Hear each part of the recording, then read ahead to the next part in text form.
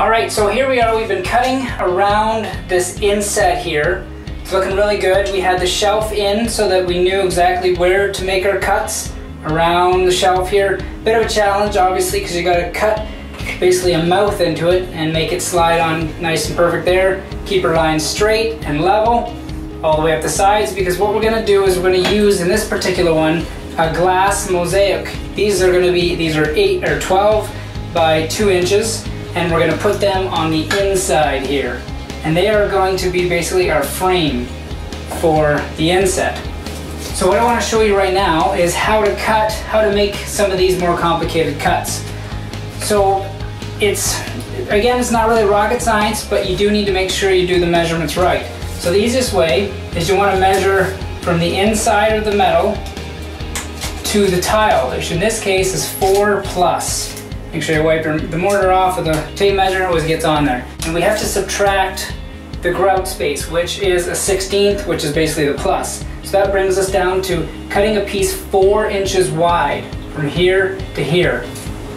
So that'd be the first thing I would do, is cut that 4 inches wide. I'd measure, mark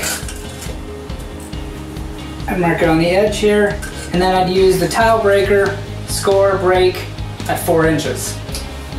Then we want to measure from this point here up to this point here, which is the glass that this tile will be sitting on.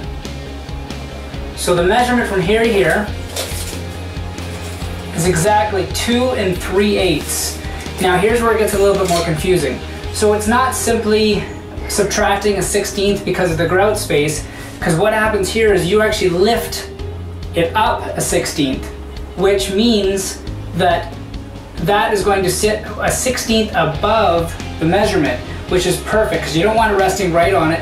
You want it sitting up a little bit. 1 for grout and 2 just for allowances, because you don't want to have everything exact. It would take you forever to get it done right. And actually it wouldn't be that great because there's no grout that can get in, and there could be a lot of pressure and pushing, that kind of thing. So you would actually measure it as, you would measure and mark at 2 3/8. You don't take anything off.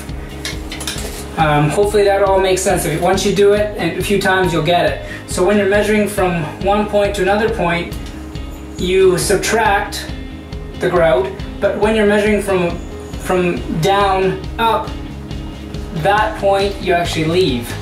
And again, this is a little confusing, it's a bit more advanced, but it will come the more you do it. Once you measure and you cut, you realize, oh, this is too big, why? And you'll think it through, and it'll be that. So that's how you would measure and cut, and then you'll end up cutting that out and sticking it in.